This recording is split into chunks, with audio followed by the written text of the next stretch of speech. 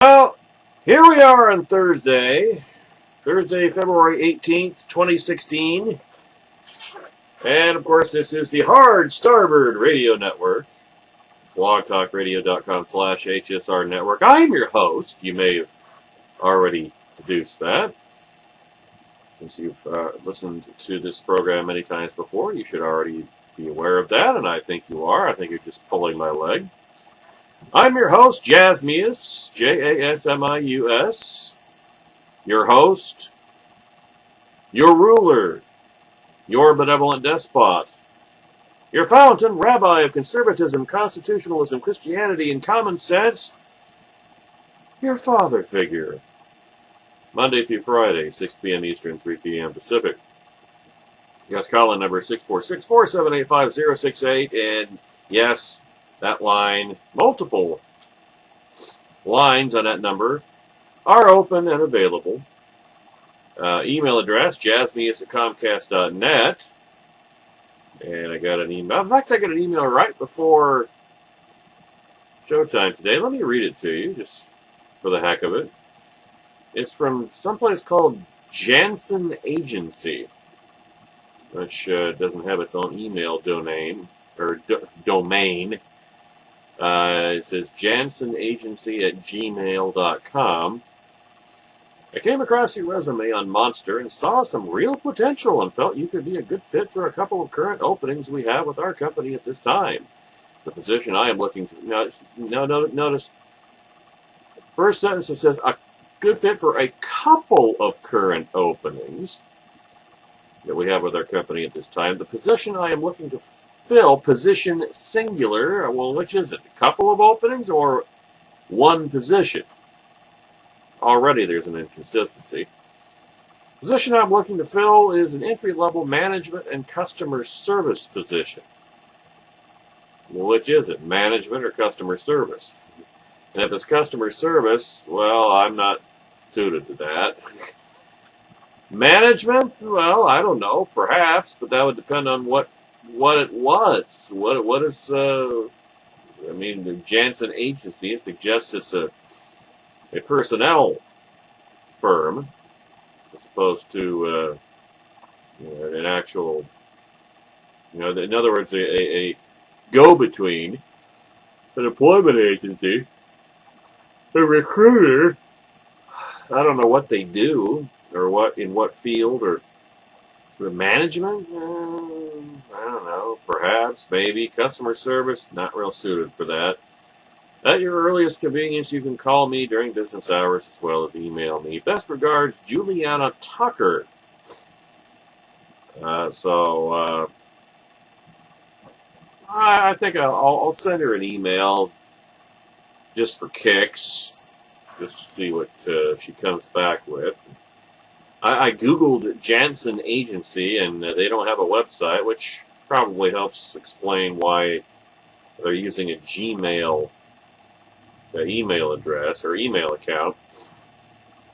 But I think it should be, worth a chuckle or two. May as well, try to find out just for passing gallows amusement. And you never know. I mean, maybe that could become something, but it's not anything that I would be counting on. But nothing ventured, nothing gained.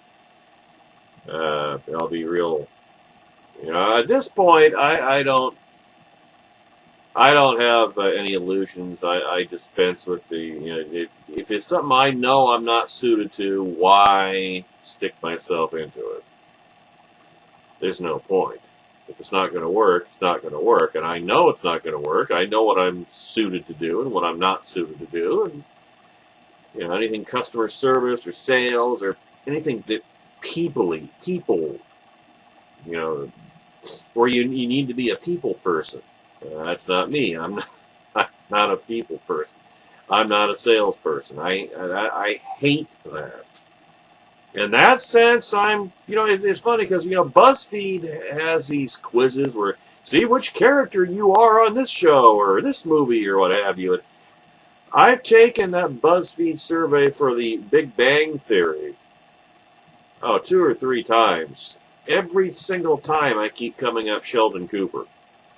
And I think, now there's not a whole lot of overlap between me and Sheldon Cooper. But the strongest point of overlap that I freely acknowledge is I'm not a people person. Neither is Sheldon. I'm not as militantly not a people person as Sheldon, but I really am not a people person, and I know it, and that's why I would never be good at politics, for example. And well, politics is sales. You're just selling yourself as a candidate. It's just like job hunting itself. You're selling yourself as a job candidate. In the case of politics, you're selling yourself as a presidential candidate. I'm not a salesman. I don't. That's not my thing. I don't do that. That's not what I'm good at. What I'm good at is what I did for 23 years. Accounting. That's what I did for 23 years. I was quite successful at it. I found my niche, and then was unceremoniously exiled from it involuntarily, and for all certainly by this time after this long, it certainly looks like it's permanently. The management position, well, what would I be managing? What would I be doing? I don't know. Why do you think I would be a good fit? That would be the question, or that will be the question that I posed to Juliana Tucker. But actually, the address that's attached to the email I'm familiar with that area, so it appears to be a legitimate address. But we'll find out. What the heck?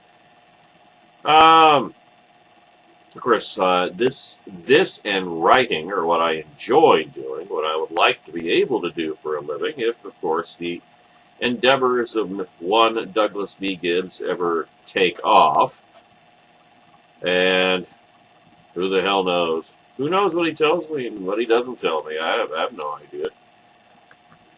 I'm so jaded and cynical and just assume that I'm going to be the low man on the totem pole, the odd man out, that who knows?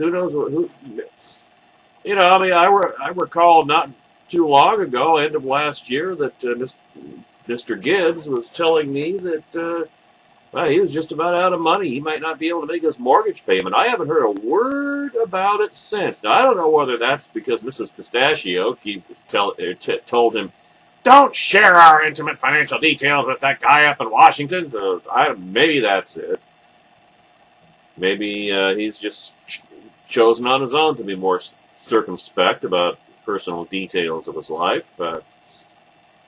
It just seems like there's a distance that's growing, and which is kind of odd because he called right before noon, right before lunchtime today, just for like not even 5 minutes, like 2 or 3 minutes.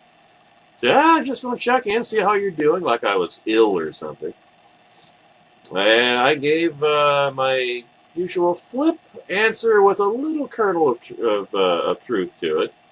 I said, I'm not doing too badly, just bad enough. Which doesn't get into any details, but pretty much encapsulates my mindset these days.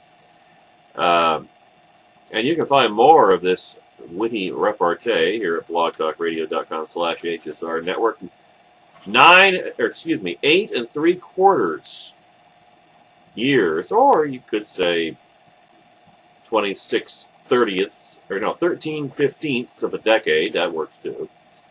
A podcast for your downloading pleasure, your education, edification, enlightenment, and entertainment in all your life's endeavors.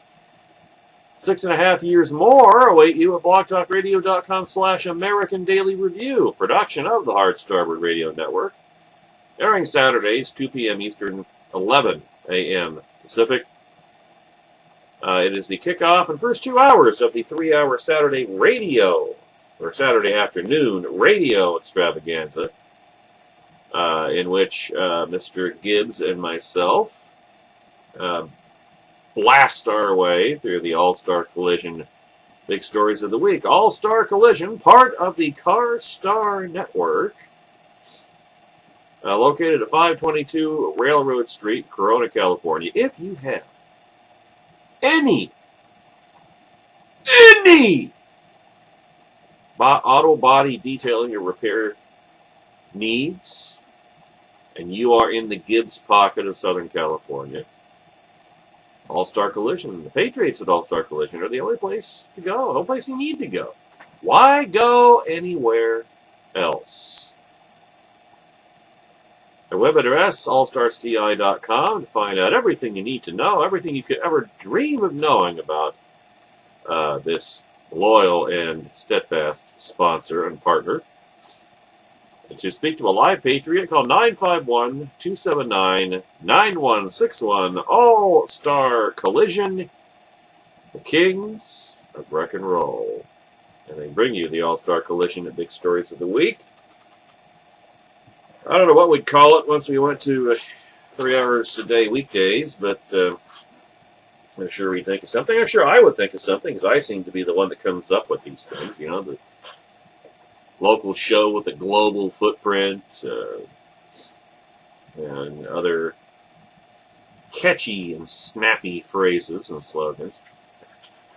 And of course, that brings us to the third hour of the Saturday afternoon radio extravaganza on KMET 1490 AM, KMET1490am.com. For Constitution Radio with Douglas V. Gibbs and Jasmius and Alex Ferguson, Constitution Radio for short, where we conclude the home stretch of the All-Star Collision Big Stories of the Week, and as well as witty repartee among Mr. Gibbs, myself, and Mr. Ferguson are concerned. The Book of the Week segment, conducted by the aforementioned decorated Vietnam vet and nom de guerre Winston Smith, which those who are familiar with George Orwell's 1984 should recognize where that nom de guerre came from Mr. Ferguson. And the Constitution Quest question of the week, Constitution Corner. And can you, man, it's been so long since we've had a guest in the opening segment. That used to be a regular feature, which Mr. Gibbs is bound and determined to get back to once we can expand the program, which is another one of those chimeras, mirages, just floating out there, always out of reach. He's got a busy, you know, for somebody who is living hand to mouth, I don't know how he's making, I don't know how he and his wife are paying their bills. I think his son has started paying his cable bill. He just told him, well, you want cable TV? Well, you pay the bill. Because Doug doesn't watch a whole lot of TV, other than sports. That's pretty much it. And you know, these days with all the other options available, like Netflix, for example, or Hulu, a lot of people don't even have cable TV anymore. They can get their entertainment from somewhere else. And I kind of go both ways. I've got cable, but I also, you know, you can endlessly entertain yourself on YouTube. So, but I don't know how they're making their ends meet, but Doug, you know, gets speaking engagements or goes to gun shows and sells books, and I don't know how they're doing it. And it's not a lifestyle that I envy or would want to emulate, but I might find myself in it eventually. Hopefully not, but I'd like to think that we could finally hit the big time of Constitution Radio before that point arrives, or that I might finally get an opportunity that isn't ripped away from me, or is not dangled in front of me teasingly, cruelly, and then denied me at the last minute. Are you listening, Matthew Ricks of PatriotInsightRadio.com? Something that can actually come to fruition, actually happen, actually work for me, to enable me to make ends meet, and that's all I care about. Don't have to get rich. It'd be nice if I wouldn't turn it down, but just so I can make enough, earn enough to pay my bills, and stop losing money, and that's really all I could really ask for, and that's all I am asking and praying for. That's right, I'm praying on the air. There's no separation of church and state here, ladies and gentlemen. So, it's...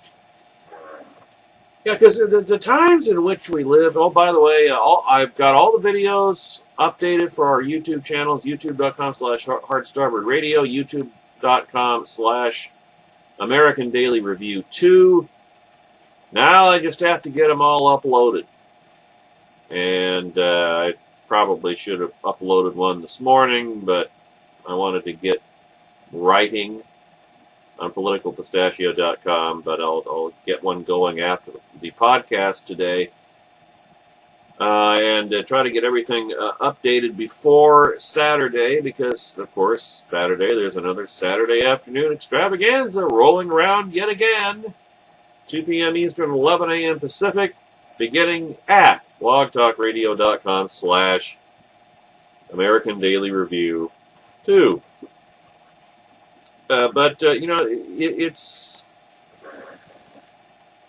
I guess what's happening to the Republican Party, what's happening to the conservative movement, the betrayal of the conservative movement by a lot of former conservatives who have just let themselves be completely blinded by negative emotion.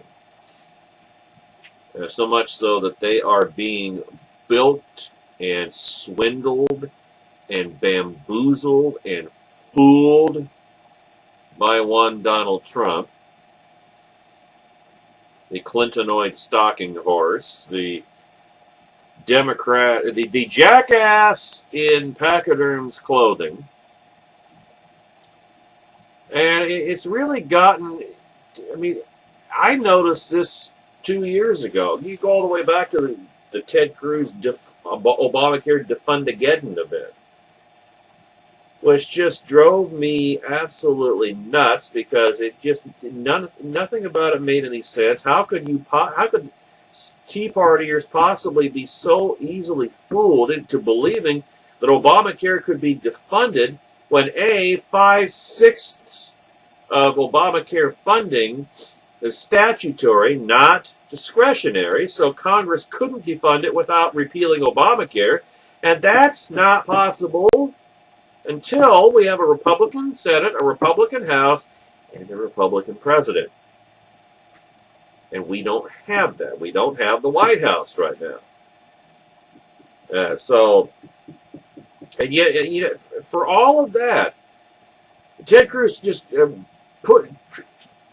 selling the snake oil that somehow he would force Harry Reid to pass a defunding of Obamacare, and that somehow he would force Barack Obama to sign it.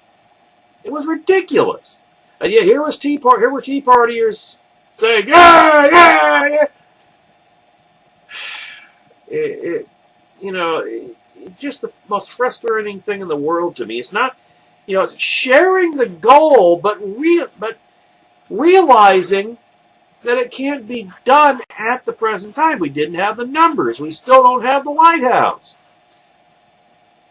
You saw it last month. The Republican Congress repealed Obamacare, sent it to Obama, and of course he vetoed it, but that wasn't the point. The point was to raise Obamacare as an issue in this campaign. But then look what look what 30 or 40% of the Republican base is doing. They're flocking after a guy who is promised to impose single-payer socialized medicine. Does any of this make any sense to those of you out there who still retain the ability for rational thought? Because it doesn't make any sense to me. I mean, it's what has enabled Donald Trump to be running away with the GOP presidential nomination race right now is total irrational emotion. So many, yeah, that's right, yeah, that's right, I said it. Your Mark Levin moment for the day, or of the day. Yeah, that's absolutely right, I said it. Former conservatives, betrayers of conservatism, flocking after Donald Trump. Well, let's throw in the bumper music here.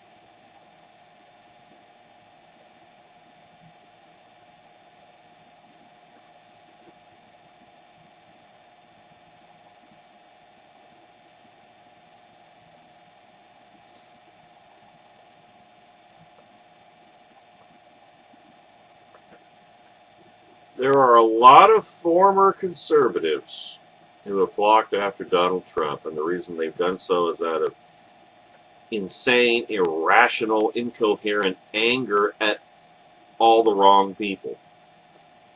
At the so-called GOP establishment, with a term that no longer means anything. It just, it's fratricidal psychosis. And now they've blown off the entire conservative movement. They say, what has conservatism ever done for us? You're a failure. You're all failures.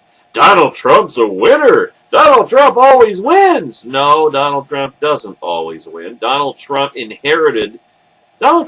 earn or build anything. Donald Trump inherited a hundreds of millions of dollars fortune from his father, and then has proceeded to have one business failure after the next.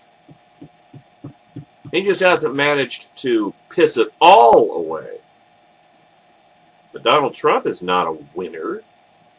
That's just the image that he's constructed for himself. He's a phony, baloney, plastic banana, good time, rock and roll liar. I mean, he's everything that conservatives used to detest. Everything that conservatives used to not be able to stand.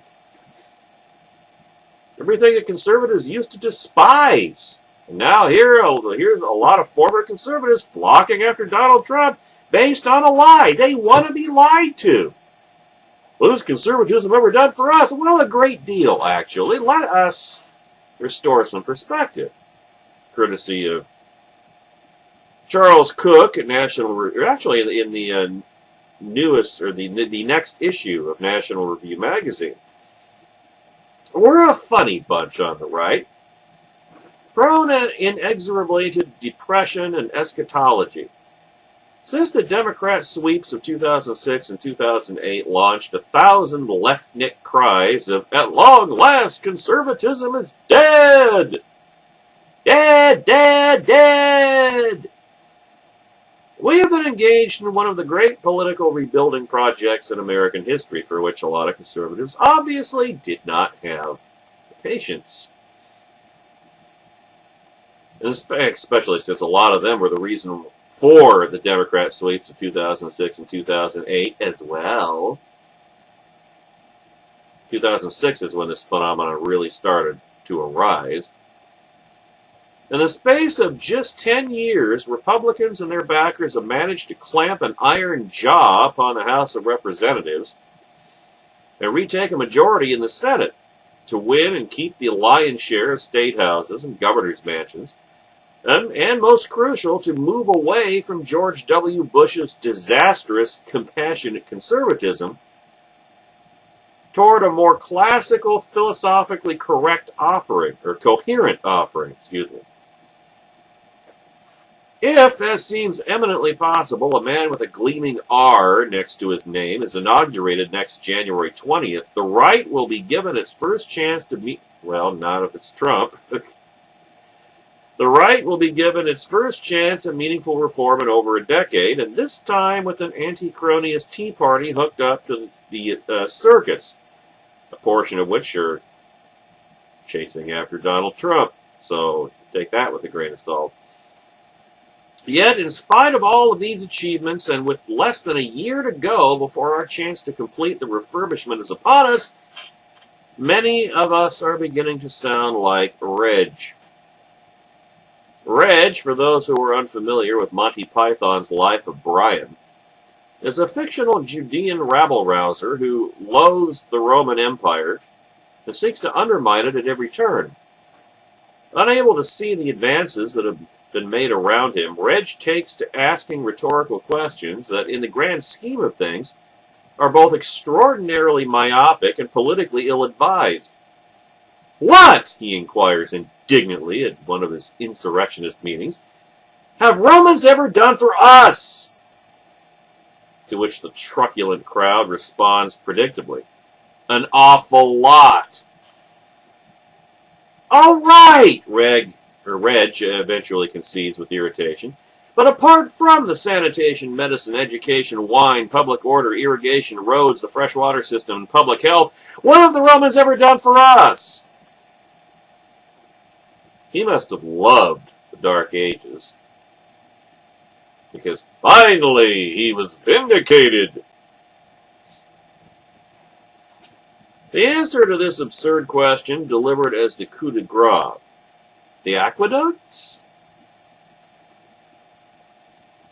I'm reminded of this scene a great deal at present.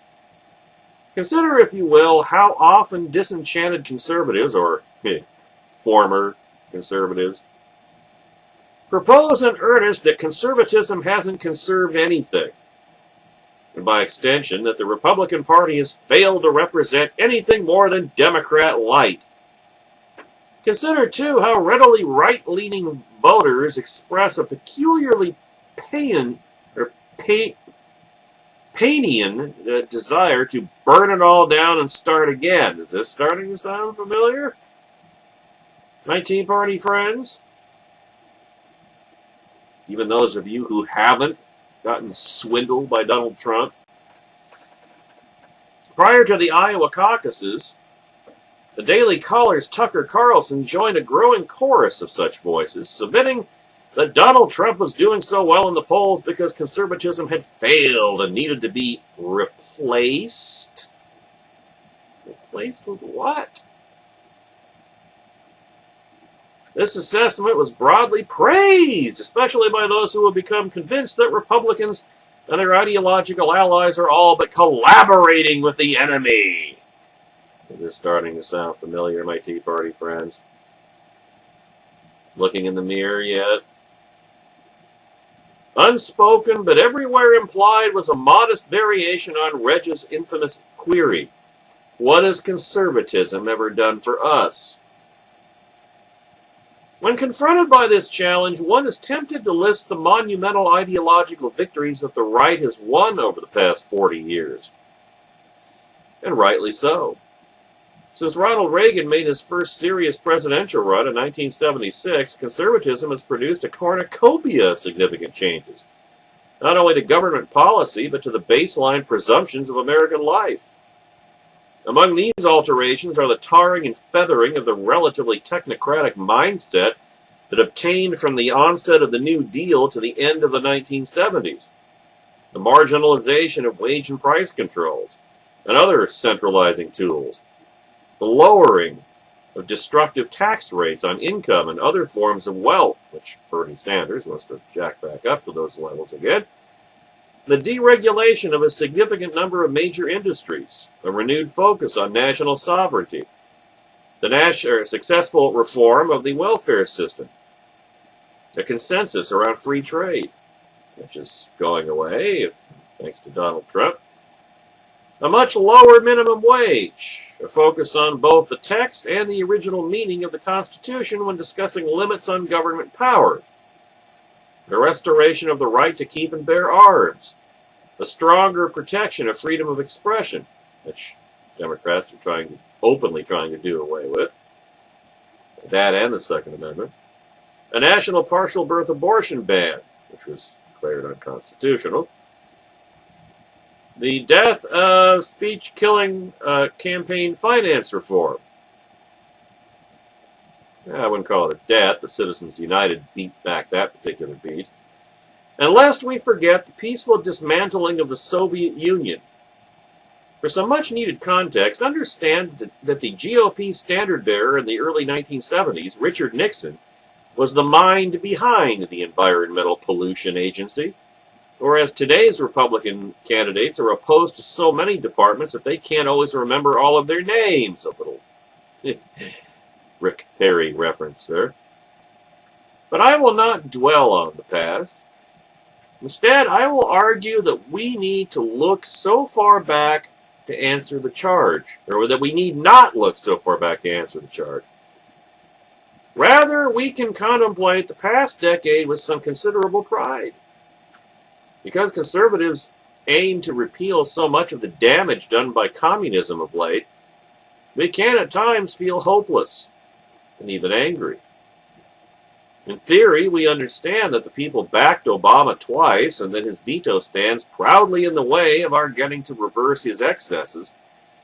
In practice, however, it can be tempting to assume that the lack of major progress has been the product of quiet acquiescence or tactical incompetence, or, worst of all, a deep-seated corruption. In other words, it's always easier to punch down than punch up. And it is a weakness, and it is dishonorable. And counterproductive. That, I would venture, is a mistake. Not only have the vast majority of the stands that have been taken against Obama been futile from the outset, he really isn't going to sign a repeal of his major achievements, and the public really isn't going to force him to do so to the point of a shutdown. But to focus on their failure is to miss the point, which is that the right's consistent willingness to block communist change before it can be put into law has kept a parade of horribles from ever intruding upon the scene. Had the conservative movement not held the line since 2008, Americans would have seen the quick death of the Bush tax cuts, the introduction of growth-stifling cap and trade regime was imposed anyway through EPA regulations, but at least we didn't have our fingerprints on it. Sweeping gun control, which Obama's imposing by executive order as well, but again, at least we don't have our fingerprints on it. Including both an assault weapons ban and a federal firearms registry, the provision of a public option within Obamacare, if not a move toward full-blown single-payer, Donald Trump has that waiting in the warming up in the on-deck circle, the false promise of free college, union card check, an unabashed de facto amnesty for illegal aliens, which Obama, again, imposed by executive order, but at least we didn't have our fingerprints on it. Wildly increased legal immigration levels, with an emphasis on importing the unskilled, a host of religious liberty violations, which are being imposed by the courts, with no Religious Freedom Restoration Act to counteract them, which it really isn't, but that's beside the point. And overall, spending levels that would make today's look modest. which is really hard to imagine. But just look at the Bernie Sanders budget, and I guess that gives you a kind of a clue. Now, elsewhere, where no national veto is possible, things would have been dramatically different too. At the state level, there would have been no marches toward right work or liberalized concealed carry, no progress on school choice or eminent domain, no restrictions on late-term abortion or state constitutional amendments defining marriage, which have all been tossed out by Obergefell, but I digress, and none of the regulatory and fiscal reforms that are coaxing Americans out of the blue states and onto the red horizon. Despite voting unanimously against the bill, Republicans could not stop Obamacare, but they have managed to prevent Medicaid from being expanded universally, John Kasich in Ohio being a sanctimonious exception. And they have mostly forced the federal government to own its messy system of insurance cartels. That was no walk in the park. And in the courts, well, without the two judges that George W. Bush appointed to the Supreme Court, we would have had no Heller, no McDonald, no Citizens United, no Harris, no McCullen, and no Hobby Lobby. Moreover, we have read only two disgusted dissents in both Windsor and Obergefell. And we would have read only two disgusted dissents in both Windsor and Obergefell, and backed by a 7-2 cushion, the ruling justices might have been able to establish a more sweeping set of precedents than they did. In case I have been misunderstood, let me make it explicit. I'm by no means submitting that the right is pure, that it isn't often feckless and weak, or that it does not need to improve a great deal. Indeed, from both my perspective, as this is Charles Cook, remember, as a libertarianish semi-apostate and the perspective of the more traditional conservative voter, there is a lot to dislike. For as long as I live, I will never get over John Roberts saving Obamacare in both National Federation of Independent Business versus Sebelius and King versus Burwell. And neither will I fathom why a putatively conservative party elected to resurrect the Export-Import Bank, to acquiesce to the nominations of Sonia Sotomayor and Loretta Lynch, to go on the brink of supporting a Chuck Schumer-written immigration bill, or to sign off on the 2015 budget. But there is a significant difference between the proposition that many Republicans aren't conservative enough and the proposition that conservatism per se has failed. And to suggest that we have no choice but to immolate the conservative movement strikes me as abject folly. Don't throw out the baby with the bathwater. In other words, I thought we didn't have time for such things. That's why I say that those who say, burn it all down, screw the Republicans, well, you know what? You've given up. Anybody who follows Donald Trump has given up. Ladies and gentlemen, it's the classic snake oil salesman, Pied Piper leading, stampeding the lemmings straight over the cliff.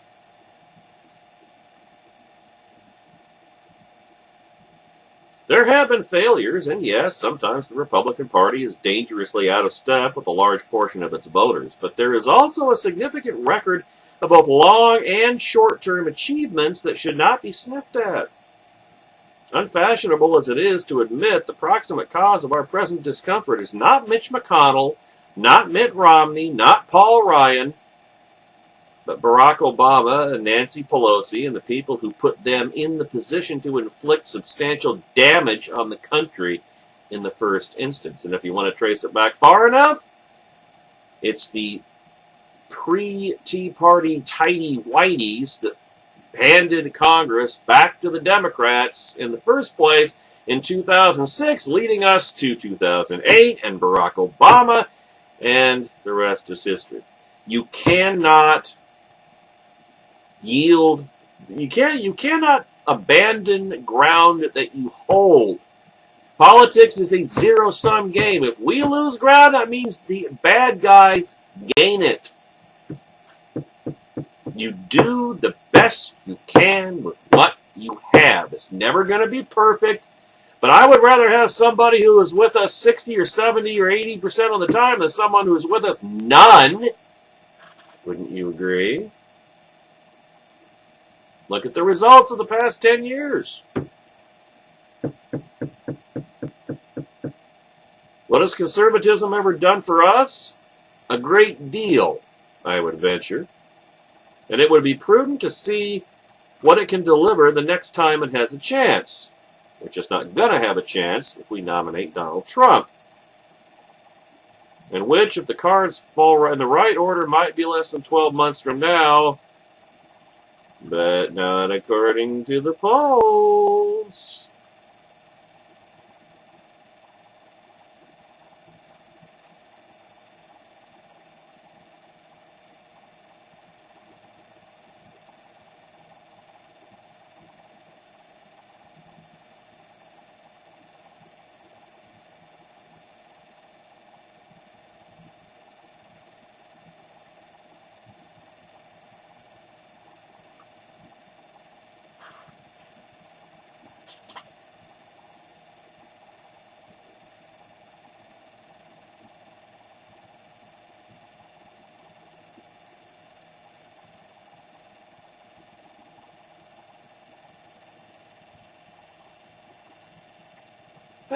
Let's go through the headlines of the stack today.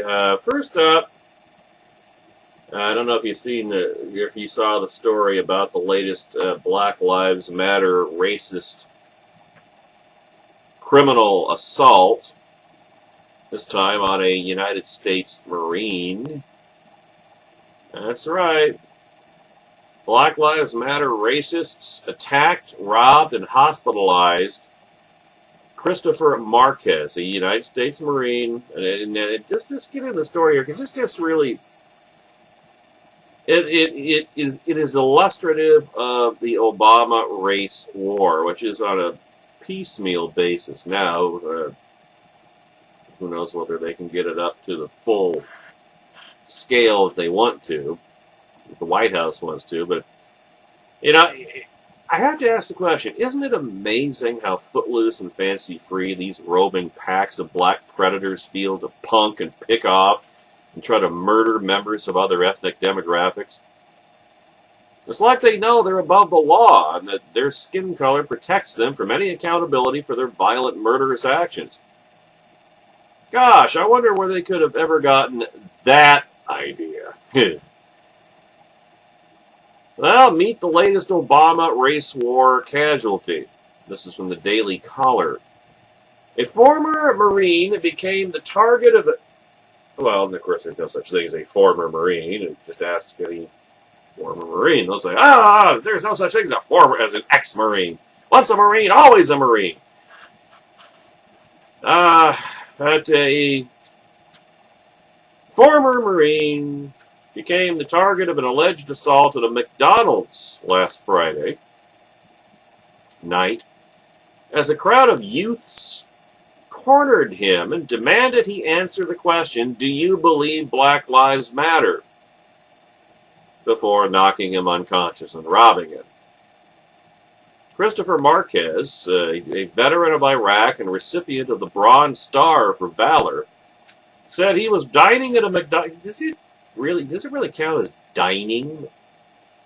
I think of dining as in a sit-down restaurant where someone comes and takes their order. I mean, even a Denny's is dining. I don't really consider McDonald's to be dining. I mean, you're eating.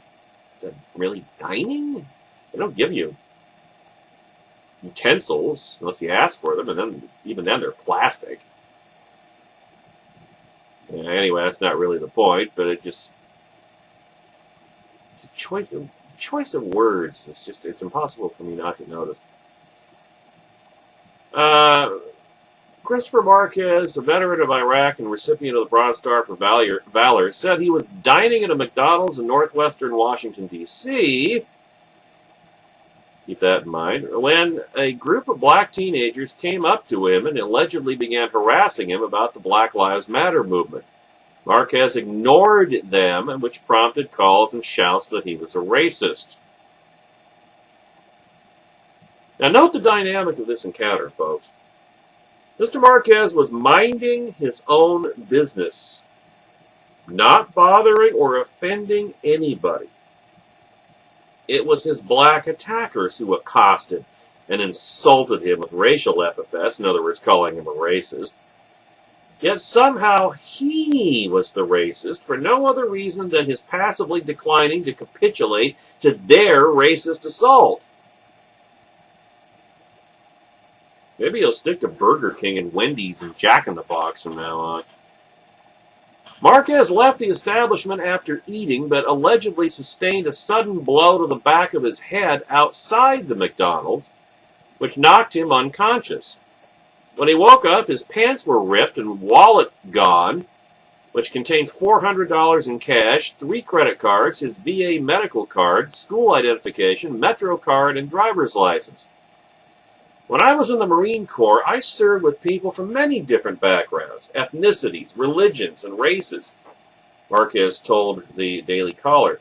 Like all Marines, I fought for the freedom of all Americans and not just one particular group. Close quote. Now, this is what Black Lives Matter does with that freedom. Racistly agitate for the law to not apply to them as some sort of racial reparation for ancestors they never knew or met or are even necessarily their ancestors. And the collective guilt, collective entitlement, injustice of the social warrior class that declares that black Americans have a constitutional right to rob and assault and murder other ethnic groups, whites especially, because slavery. One sin that covers a multitude of others. Now, what was Christopher Marquez doing, ladies and gentlemen? Eating a hamburger. I don't know what it was. Quarter pounder, double quarter pounder, Big Mac, Big Tasty, which we always affectionately call the Big Nasty. They got those signature the new burgers they have now, where you can get, there are 3 different kinds, and you can get it on chicken or a beef patty. I forget. I haven't memorized that yet. I've been wanting to try it,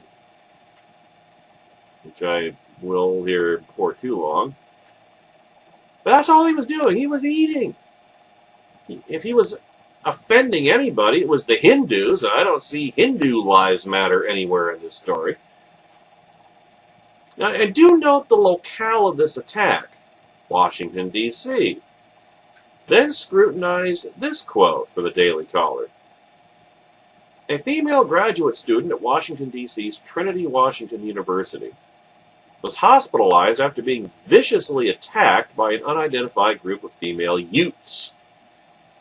The attack happened recently, before the Marquez attack, while the unnamed student was walking past a Metro bus stop across from Michigan Avenue Northeast, where the university is located. The group of 6 to 8 girls, who were described as teenagers wearing school uniforms, crossed the street and assaulted the graduate student, knocking her to the ground and taking her cell phone as they repeatedly kicked and punched her in the face, reports local TV station WUSA.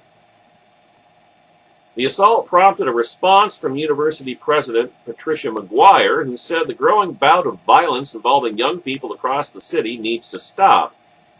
She noted that this incident was particularly troubling because it was a group of girls attacking another female. We've been seeing it on Metro, subway system in D.C., I'm assuming. Several horrible stories about gangs of young kids on Metro terrorizing people, McGuire said. Elsewhere in the city, be aware of your surroundings. If you see a group of young people, unfortunately, you have to be aware that maybe you need to protect yourself, and we wish it weren't that way, close quote. The racial configuration wasn't mentioned here, but would it flabbergast anybody to learn that the female graduate student was white, or at least non-black, and her gang of female attackers was all black, African American? And to the pertinent point, how does anybody protect themselves from such assaults in a city where it is practically impossible to legally obtain a gun? And if it weren't impossible, would turn any white or non-black, as white Hispanic George Zimmerman can attest, victim who merely defended him or herself into a national pariah if they shot and killed one or more of their black racist attackers. The age of the one has created a heads we win, tails you lose mentality in black America, where no matter what happens, they are always the victims, and that always justifies their rampant, indiscriminate victimizing on racial grounds. That's not justice, it's vengeful, corrupt counter-oppression. There's a reason, after all, why I maintain that what the Black Klan, encompassing Black Lives Matter rioters and cop killers and insurrectionists and communist revolutionaries, up to and including the occupant of the Oval Office, seeks to enslave white people for 246 years, at least, payback, in other words, for which roving criminality like the knockout game that was played on Christopher Marquez is just a small down payment. Lift the D.C. gun ban and actually enable law-abiding citizens to defend themselves free of the fear of being smeared as racists, and the knockout game would get knocked out in short order. A few well-aimed bullets would take care of that. Is that common sense approaching the possibility level in the nation's capital? Don't be an idiot. Final quote here from the AmericanThinker.com. In ancient times, it was known as tribute, a city or town paying barbarians not to attack and destroy their homes. Sometimes it worked, and the barbarians went away, but more often than not, the barbarians happily took the tribute and then attacked and looted the city anyway. The city government of Washington, D.C., here comes the punchline, folks, is looking to revive the practice by paying criminals up to perhaps $9,000 a year not to commit any crimes. Close quote. Saving the muggers the trouble of actually having to go to the trouble of mugging. Except that they'll do so anyway because their reward incentive for doing so will have just skyrocketed. Because, as we're required to acknowledge, black lives, and only black lives, matter. And the rest of us, we had it coming. Right, Chris? We'll be back.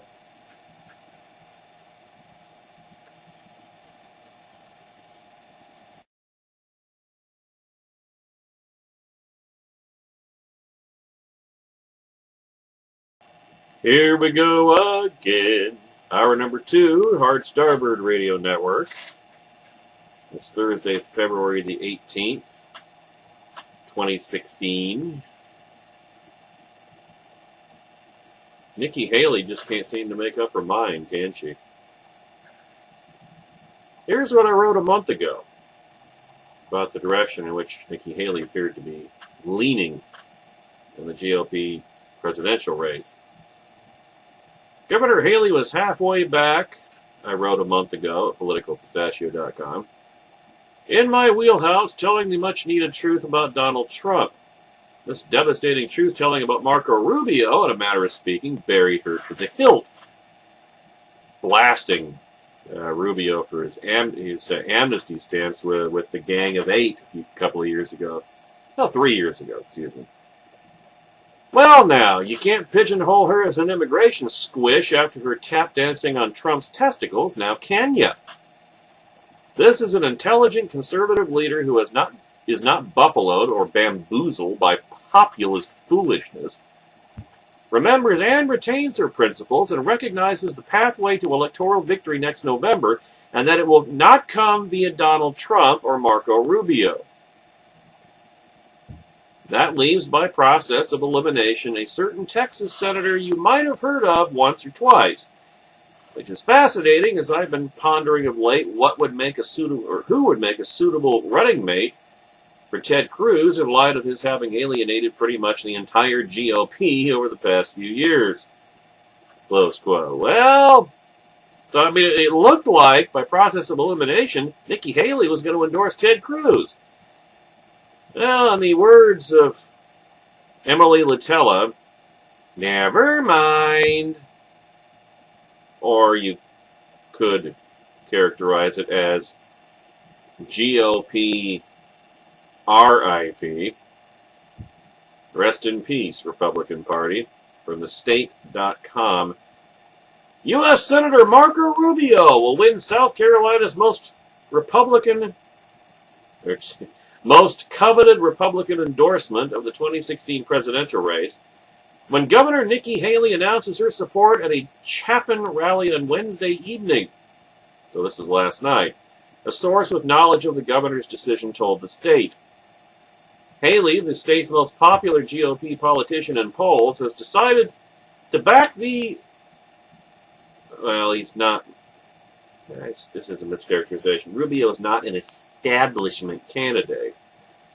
He's conservative, he's with a couple of glaring exceptions. He is considered to be in the best position to challenge Republican frontrunners Donald Trump and Ted Cruz. Haley's decision was a bit of a reversal in the past day. The governor told reporters Tuesday that she had not made up her mind on who to back in the 2016 race. They have communicated while Rubio has been on the trail. The senator also has said during stops in South Carolina this week how Haley would make a good vice president. Which I suppose she would, but... end of quote. Now, sure, Trey Gowdy and Tim Scott, chairman of the House Select Committee on Benghazi and United States Senator from South Carolina, respectively, have also endorsed Rubio, but they did so almost 2 months ago. This is like mid to late December, well before actual voting started. That bespoke to their actual support for Rubio as opposed to trying to shaft any of his rivals. But Governor Haley flip-flopping back to Rubio from what looked like a sure Cruz endorsement right when he most needed it as the one candidate left in the race with a chance to stop the hostile Trump takeover. Looks like Bust Ted in spades. And for what? After his face-plant in New Hampshire, Rubio has no path to the Republican nomination. He hasn't won a primary or caucus yet. Cruz does, and did have a path to the nomination, or might have, but now? You know, when the epitaph of the Republican Party is written 9 months from now, and you can be double damned sure I'll be submitting my chapter to it, it will feature how the party and its presidential candidates did everything wrong each and every step of the way that enabled a New York liberal Democrat to cannonball his way into the party and abscond with both its presidential nomination and its very philosophical and ideological soul. Reagan wept. Assuming, of course, that Governor Haley's endorsement really carries that much clout. She endorsed Mitt Romney 4 years ago, and Newt Gingrich ran away with the South Carolina primary anyway. It's depressing that that's the only solace to be had from this latest debacle, isn't it? Indeed, my friends, indeed. Let's see. Improvising on the fly here, in technical sense. Now, just in case, I know that most of you probably assumed that Barack Obama was not going to go to Antonin Scalia's funeral. I mean, if somebody had asked me before this story came out, that's what my guess would have been. He'll just send Biden. He's not going to go to the funeral of an enemy. This is how he looks at it. Well, If there's one thing about which Barack Hussein Obama is consistent, it is tossing off the big F-U to his declared enemies. I mean, if Breyer, Ginsburg, Sotomayor, or Kagan, or past left-wing nut justices like John Paul Stevens or David Souter had kicked the bucket, Obama would be delivering their eulogy. But since it's Scalia, he has an infinite number of prior commitments. Quote here is from NBC News.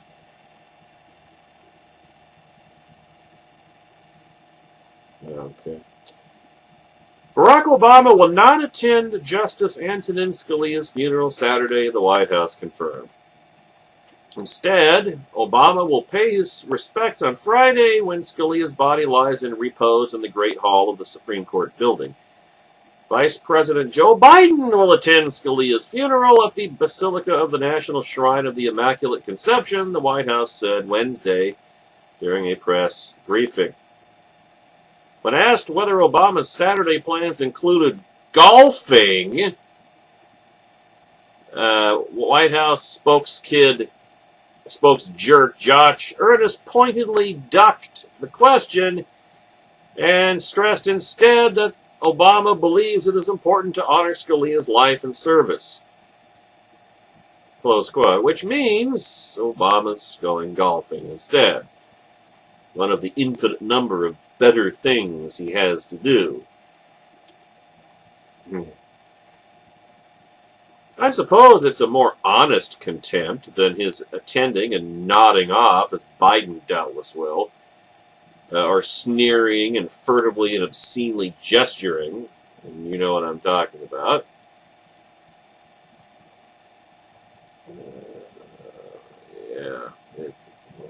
Let me get this centered on the page. Oh, good. Time was when a president of the United States was above such petty partisan ideological tribalism. But we, the people, forfeited our honor long ago, and our choice of leadership depressingly reflects it. Besides which, if I were part of Scalia's family, I think I would prefer that the one not profane the late Justice's memorial with his presence. Biden being there will be bad enough. Hey, if we're going to go tribal, it might as well be a two-way street. You know, there's just some things that you do because you hold the office, you know. You know, a Supreme Court justice dies, you go to the funeral. You don't send your Veep and go off and play golf. I mean, no, he does, obviously. By the way, now remember when I posed the question a few days ago, did Donald Trump destroy himself in the debate in South Carolina last Saturday? You know, when he had that complete and total meltdown where he was insulting the audience, and he was going 9/11 truther and blaming 9/11 on George W. Bush and saying and echoing the left's Bush lied, people died smear, and then defended Planned Parenthood. You know, the story just came out today that Trump said, I would sign a bill that would defund Planned Parenthood. Just last Saturday, he was defending Planned Parenthood using Democrat talking points, and he was doing it emotionally, which means that's what he really thinks. Not any kind of calculated thing where okay, I'm going to say this when I go to this interview, and then he goes to this interview and he says this. He was being honest last Saturday when he was defending Planned Parenthood using Democrat talking points. And I remember I posed the question: has Trump at least damaged himself from that? Well, I held it out as a possibility. Whether it will be enough to overcome the lead that Trump has in South Carolina is another question. But did it damage him? Well, here's a poll that shows that, yeah, it just might have. Now, is this a blip, statistical noise, an outlier, too little, too late, irrelevant to South Carolina and then Nevada and the SEC primary state contests beyond, all of which Oba media polls show Trump running away with? Well, maybe, maybe not. But this isn't the first national survey showing the Texas Senator, Ted Cruz, on top of the billionaire slumlord, so one would think it has to be indicative of something significant, right? Here are the details. Once I find the right link. From Newsmax, Texas Senator Ted Cruz has overtaken Donald Trump in the latest Wall Street Journal NBC News national poll of likely Republican voters. Here's how the 6 remaining candidates stack up according to the poll. Ted Cruz is first with 28%, Donald Trump second at 26%, and Marco Rubio third at 17%, and I don't care about the rest because they're irrelevant. In head-to-head matchups, both Cruz and Rubio would beat Trump by double digits according to the poll, while the rest of the field would lose to Trump, who has led the field for most of the race since his announcement in June. And the only reason why Trump is still is doing as well as he is because there's still 5 other candidates in the race. I mean, you tell me, is John Kasich going to get out after South Carolina? Ben Carson? Jeb Bush? Is there any reason to believe that that's going to happen? When you see a number this different, it means you might be right on top of a shift in the campaign. Republican pollster Bill McInturf told the Wall Street Journal. He and Democrat pollster Fred Yang conducted the survey, close quote. Now, bringing us to the next salient question.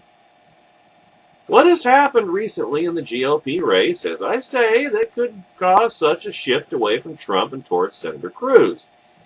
And then we remember the Donald's fairly spectacular meltdown at the South Carolina Republican debate last Saturday, where he went hardcore Bush-ophobic in 9/11 trutherism and Bush-like people died, and full-throatedly defended Planned Parenthood using Democrat talking points.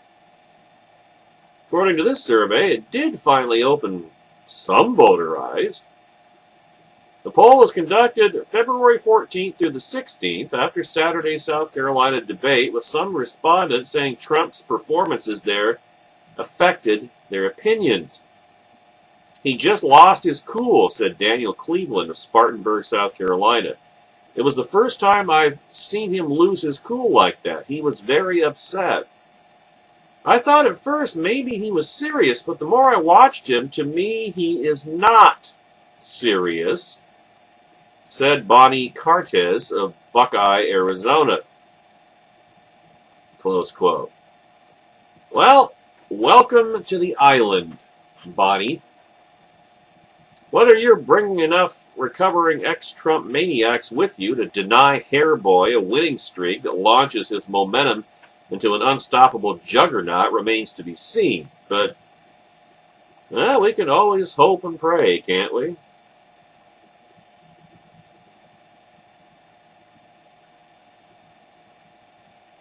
Now, remember our story yesterday on how we're being called wimps and sellouts and quislings by the French? The French are calling us weaklings.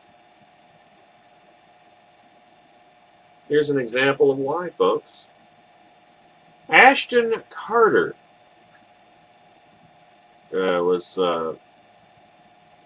gave an interview yesterday. Now, does Commissar of Defense Ash Carter believe the nonsensical Obamist party line he spouted in his CBS News interview yesterday?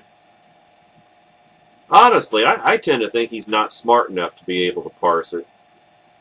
Carter, and isn't that the perfect surname for Obama's Secretary or Commissar of Defense? Carter. He isn't in that job because of his expertise, or his skill, or his knowledge, or his abilities. He's atop the Obamagon because he is a weak, boot-licking sycophant who does and says what he's told. So, the one wound Carter up, sent him onto CBS this morning, and he told the incredulous Charlie Rose the following, quote, "I've said this very bluntly to our overseas partners. There can't be any free riders here because we're going to be on the winning side." Well, since when? How? Based on what on-the-ground evidence? We had the chance to be on the winning side, at least vis-a-vis deposing Bashir al-Assad 2.5 years ago in the Red Lines crisis. Of course, we'd have been on the losing side vis-a-vis ISIS, who would control the entirety of Syria by now and be even stronger than they already are. The Middle East is more complicated that way than the White House ever wants to credit it. And, for that matter, who knows what the Russians or Iranians would have done if we had tried to take out Bashir Assad. I mean, look what they're doing now. Supporting him with troops and tanks and military forces. Who knows what the mullahs and or Vladimir Putin would have done in that instance.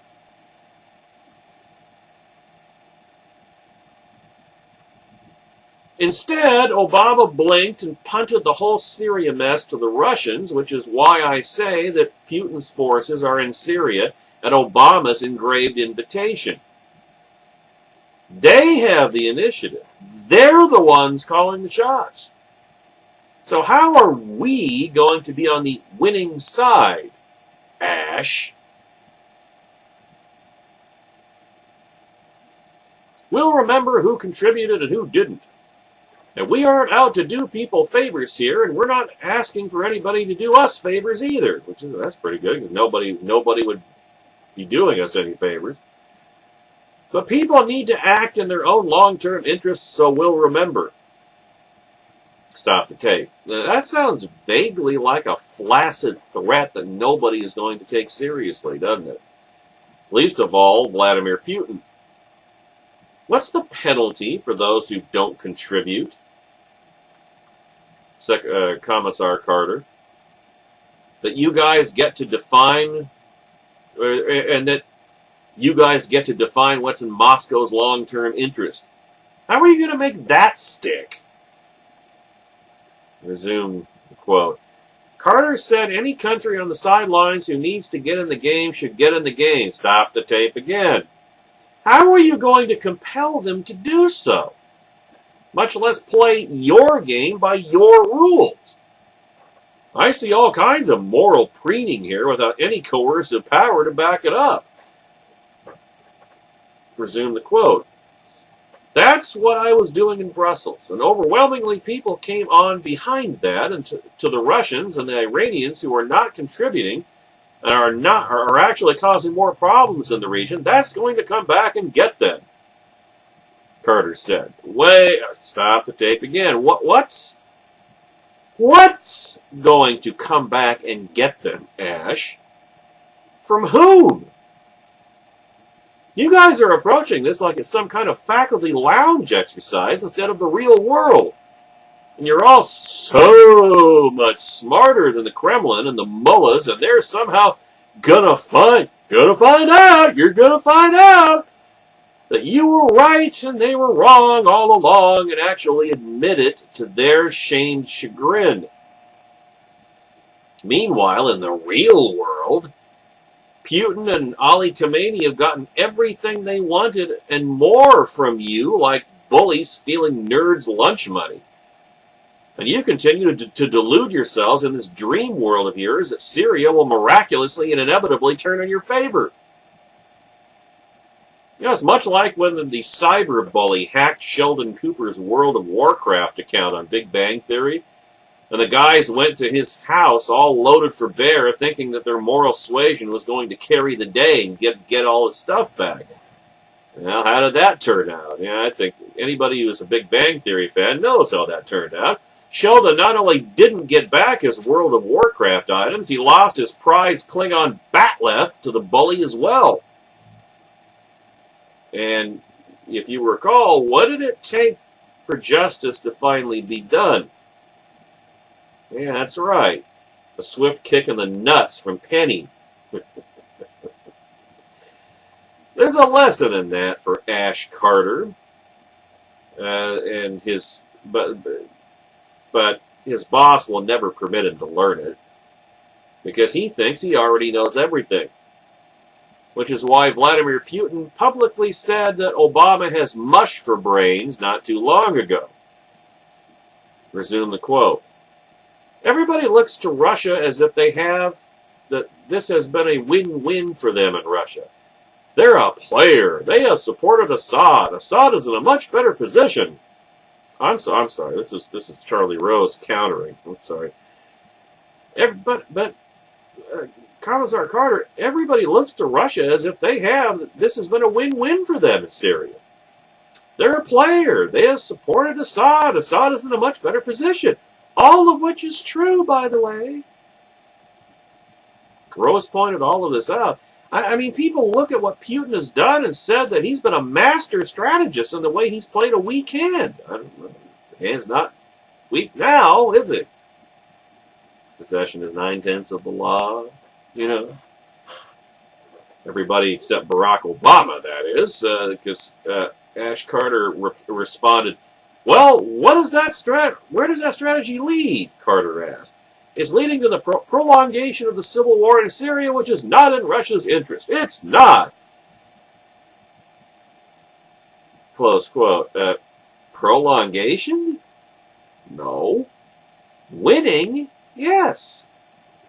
But of course, victory in war is not a concept the White House is capable of envisioning. They end wars, remember? Prolongation, however, is their specialty, which is why a squashing of the Islamic State that could have taken a matter of weeks if they were actually serious about it is still sputtering along futilely a year and a half later and counting. And oh, by the way, ISIS got their hands on more nuclear materials recently. This is from Newsmax. Iraq? Is there still an Iraq anymore for all this? Does Iraq even exist anymore? I guess they want to make people believe that it does. Iraq is searching for highly dangerous radioactive material whose theft last year has raised fears among Iraqi officials that it could be used as a weapon if acquired by the Islamic State. Baghdad reported the stolen material to the International Atomic Energy Agency in November, but has not requested assistance to recover it, the UN nuclear watchdog said yesterday. The material stored in a protective case the size of a laptop computer went missing from a storage facility near the southern city of Basra, belonging to U.S. oilfield services company Weatherford. An Environment Ministry document seen by Reuters showed and security, environmental, and provincial officials confirmed. Spokesman for Iraq's environment ministry, said he could not discuss the issue, citing national security concerns. Close quote. How many radiological dirty bombs can they get out of this heist, I wonder? 1, 2, even 3? But they already have at least a couple deployed somewhere in Europe from nuclear materials they plundered in Mosul a couple of years ago. Maybe they'll put this batch to good use in, say, Chicago or Los Angeles. But don't worry, Ash, I'm sure your faculty lounge is lead-lined. I'm sure it's lead-lined, so no worries.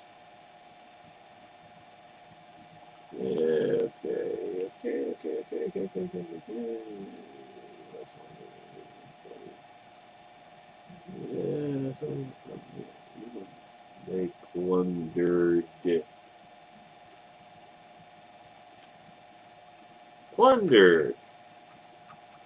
Mosul. Okay, here. On to the next story in the stack. Well, we got some time left.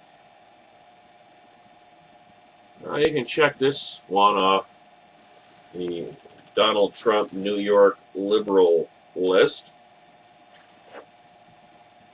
Yesterday, last night actually, Donald Trump declared that he would throw Israel under the Palestinian bus, in effect.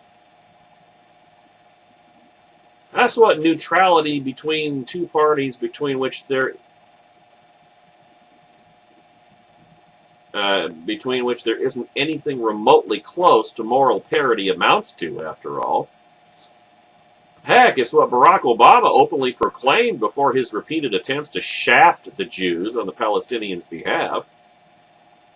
It's true that it was common knowledge that Obama was and is actively anti-Semitic and pro-jihadist, and he tilted his dishonest brokerage heavily toward the Palestinians, while the Donald is only purporting to not take sides. But in a confrontation between the only Western democracy in the Middle East versus a gang of bloodthirsty mass murderers, how can there even be any question of being neutral between them? Quote is from thehill.com. Republican, quote-unquote, presidential candidate Donald Trump on Wednesday refused to pick sides in the conflict between Israel and the Palestinians. I don't want to get into it, he told hosts Joe Scarborough and Mika Brzezinski during an MSNBC town hall in Charleston, South Carolina, which, by the way, he booked in order to compete with the CNN candidate forum at which appeared Ted Cruz and Marco Rubio. It's typical Trump, they can't have the spotlight, I can't look. It's the same man who walked away from the last Fox debate before the Iowa caucuses, so I guess he's never going to make that mistake again.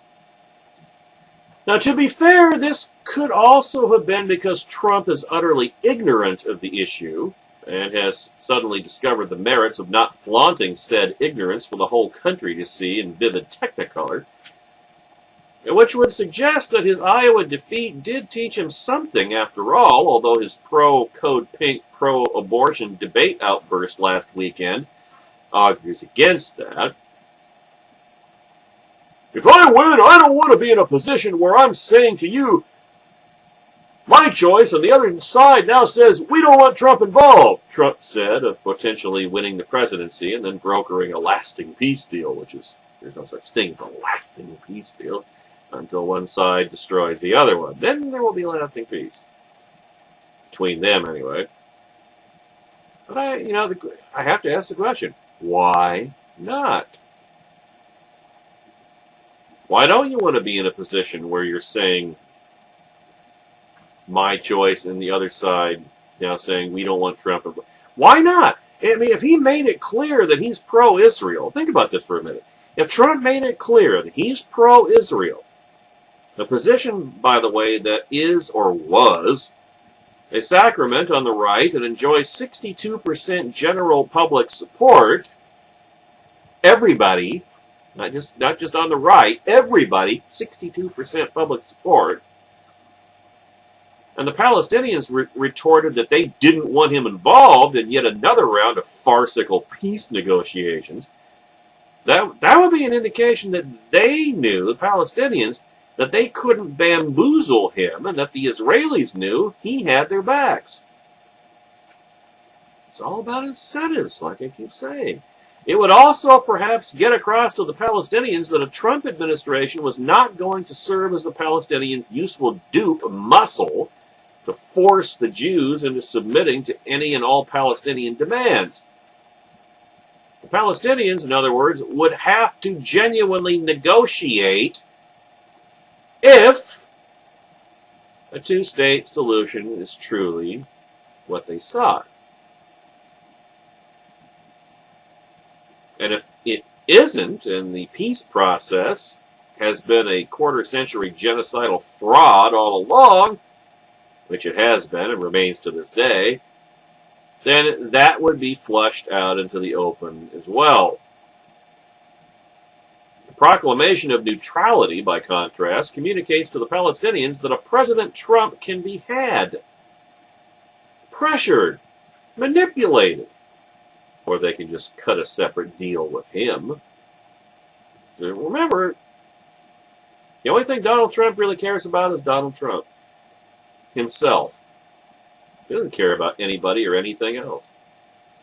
Donald Trump and what is in his best interest according to what he wants at the moment.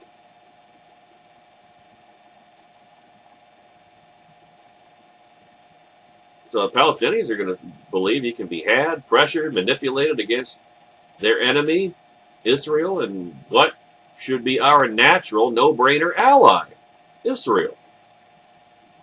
And consequently, they will have no incentive, the Palestinians that is, to do anything else but what they've been doing for the past 26 years. Refuse to genuinely negotiate and kill ever more Jews. And that's no way to make a deal. Unless Trump intends to deceive and double-cross the Jews. Let me be sort of a neutral guy. I have friends of mine that are tremendous business people, that are really great negotiators, and they say it's not doable. Close quote. If Trump doesn't think a Middle East peace deal is doable, then why bother trying and why be neutral? Well, he'll try it anyway because ego, of course. If he means if he meant that he didn't think a Middle East peace deal is doable, there'd be some merit to that claimed stance. But there'd also be no reason not to maintain the U.S.-Israel alliance. You know, I'd like to believe that this is just Trump ignorance, of which there's insatiable supply. But given his egotistical propensity against learning and knowing what he doesn't know, is that what we want? I mean, is that what we want 4 more years of in the White House? Really? Just our own version of Obama? Or is Trump declaring that the Israelis no longer have any place inside our tribal tent? And how, as a practical matter, would that make Donald Trump any different from Barack Obama? That appears to be the point, I guess. Now, this is, I think, the epilogue to the whole Bundy saga that began back in April of 2014, and now it's finally come to a conclusion this week, yesterday specifically, when Cliven Bundy was indicted for his 2014 defense of his home against federal invaders and thieves. This encapsulates everything that I've said about the second battle of Bundy Hill since that second chapter began on January the 3rd. Now ask yourselves this, my Tea Party friends. Why do you think the feds didn't arrest Cliven Bundy 2 years ago instead of now? I mean, the facts on which the feds have criminally charged him haven't changed in those 22 months. Ooh, there's a typo I need to fix.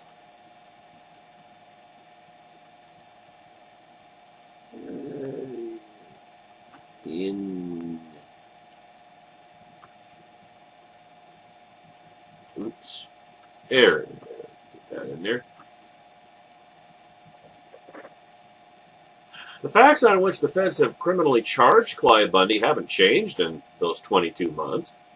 Neither has Bundy or his views and positions on the dispute. So what happened between April of 2014 and February of 2016 to remove the veneer of protection from the Nevada rancher against becoming a political prisoner of the Obama regime? Well, here's a hint, my Tea Party friends. You're not going to like the answer. Quote is from Newsmax.com. Cliven Bundy and 4 others have been indicted by a federal grand jury in Nevada on 16 charges related to the 2014 armed standoff near his ranch over unpaid grazing fees, the Associated Press reported. The 69-year-old Nevada rancher was arrested February 10th in Portland, Oregon, where his sons, Amon and Ryan Bundy, are jailed and accused of organizing the occupation of Malheur National Wildlife Refuge. In the takeover, which lasted nearly 6 weeks, they had demanded that public lands be turned over to locals and that 2 area ranchers serving sentences for arson be freed without having any leverage to compel federal compliance. Amon Bundy of Idaho, Ryan Bundy of Nevada, Ryan Payne of Montana, and Peter Santilli of Ohio were also indicted by the Nevada grand jury on Wednesday. The charges against them and Cliven Bundy include conspiracy to commit an offense against the United States, conspiracy to impede or injure a federal officer, weapon use and possession,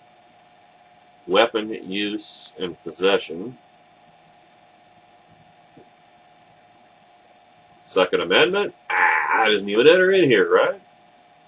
Assault on a federal officer, threatening a federal law enforcement officer, obstruction, extortion to interfere with commerce, and interstate travel in aid of extortion.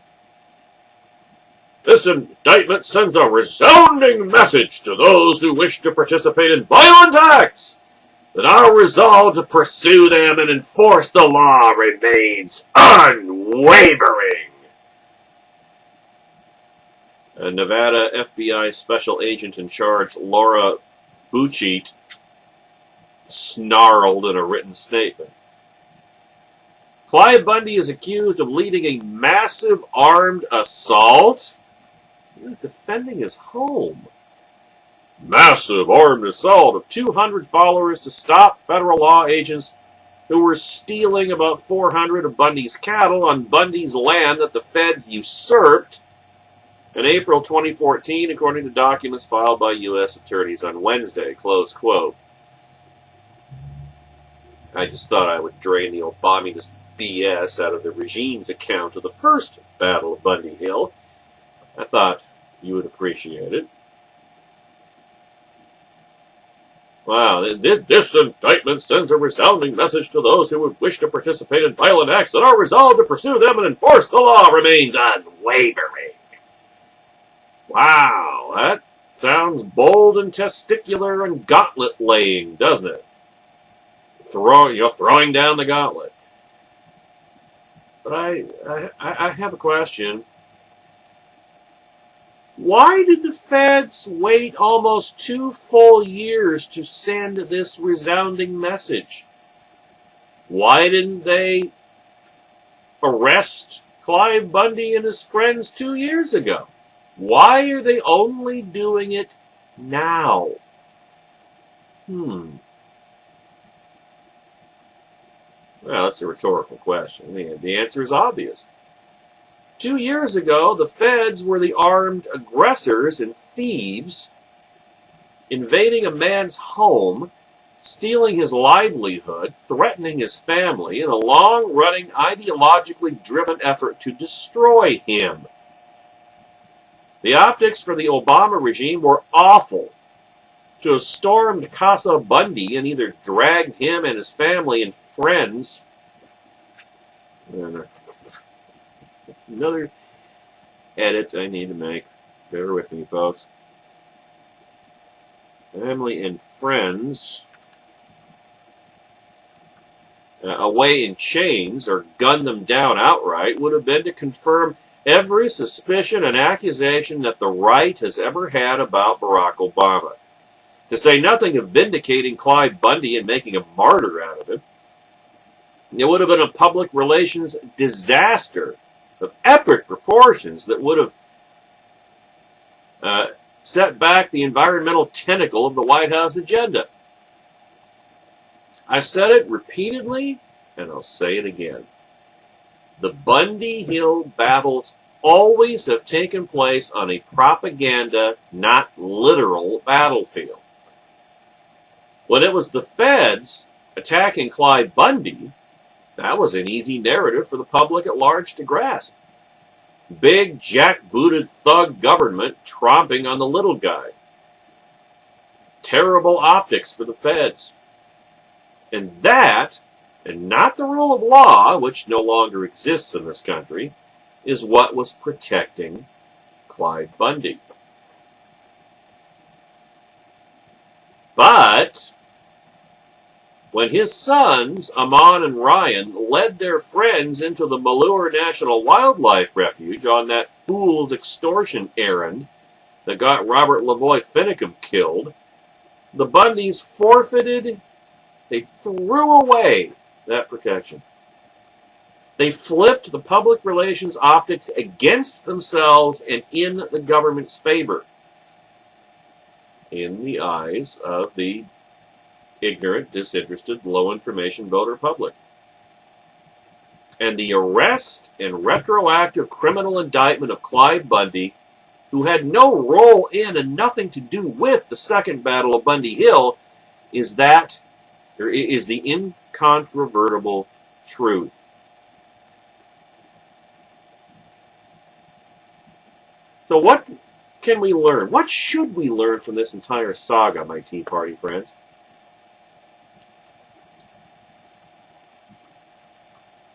That defending our families and homes against government attack and federal aggression is both... Hold on a second. That defending our families and homes against government attack and federal aggression is both our Second Amendment right and patriotic duty. And that attacking the government is really, really stupid and the surest way to discredit our cause. In other words, as I've said so many times before, fight, fight, fight! Yeah, but for the love of God, fight smart and remember where the battlefield truly is. Are we willing to learn the difference? Pity the Bundys did, if they have, even at this point. Too late.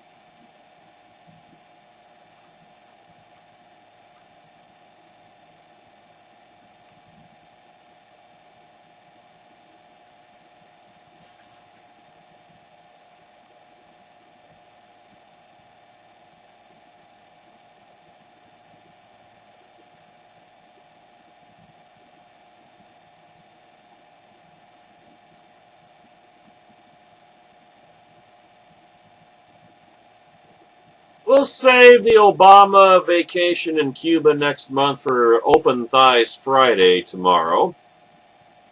But we'll close with this item because it's fairly quick. A pissing match. I mean, think about this. Name even the Democrat politician that has ever provoked or ever engaged in a pissing match with the Pope. Donald Trump has managed to do that, folks. Well, he said he was talented. Now, to be fair, Trump didn't start this particular one, but Trump was not shy about joining. You know, he was not shy about engaging and blasting back Pope Francis. See, Pope Francis accused Donald Trump of not being a Christian. And his unholiness is right. Trump isn't a Christian. Matthew 7, verses 15 through 20 states it quite clearly. Beware of the false prophets who come to you in sheep's clothing, but inwardly are ravenous wolves. You will know them by their fruits. Grapes are not gathered from thorn bushes, nor figs from thistles, are they? So every good tree bears good fruit, but the bad tree bears bad fruit.